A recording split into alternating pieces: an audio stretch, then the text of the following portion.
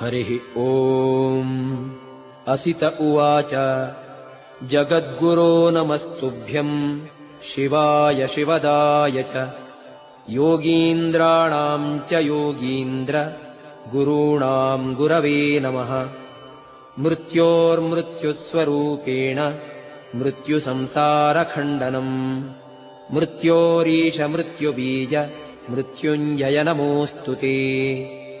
कालरूपं कलयतां कालकालेश कारण कालादतीतकालस्थ कालकाल नमोऽस्तु ते।